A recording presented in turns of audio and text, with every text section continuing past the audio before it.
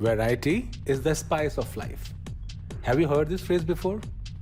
इसका मतलब है कि जब आप कई चीज़ें अलग तरीके से करते हैं या कुछ नया करते हैं, उससे आपकी लाइफ में इंटरेस्ट बना रहता है। अगर आप हमेशा एक तरह की ही सब्जी खाते रहें तो आप बोर हो जाते हैं। आप कभी उसमें कोई स्पाइस ज़्यादा कर देते हैं, कुछ नई तरह की सब्जी बना लेते हैं, तो आपकी लाइफ में वैरायटी एक इंटरेस्ट लेकर के आती है, एक एन्जॉयमेंट लेकर के आती है। सिमिलरली जब हम अपनी लैंग्वेज की बात करते हैं, अगर हम हर बार एक ही तरह के फ्रेजेस यूज़ करें, एक ही तरह के सेंटेंसेस बनाते हैं, तो वो भी बोरिंग हो जाता है लोगों के लिए।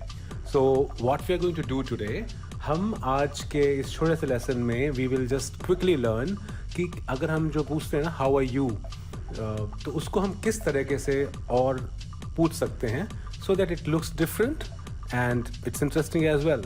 Okay, so let's find it out. तो जो पहला ऑल्टरनेटिव है, या जो पहली वैरायटी है to replace how are you is what's going on. What's going on थोड़ा इनफॉर्मल है, हाउ आर यू बहुत फॉर्मल हो जाता है। So it is kind of just saying hello to someone, आप जिनको पहले से जानते हैं, और जस्ट आप ऐसे कैजुअली उनसे पूछ रहे हैं कि क्या चल रहा है लाइफ में, व्हाट्स गोइंग ऑन। और even you can ask what's new with you. So ये भी है इनफॉर्मल तरीका, जब आप किसी से मिल रहे हैं, कुछ दिनों बाद मिल रहे हैं, तो आप पूछ सकते हैं what's new with you, right.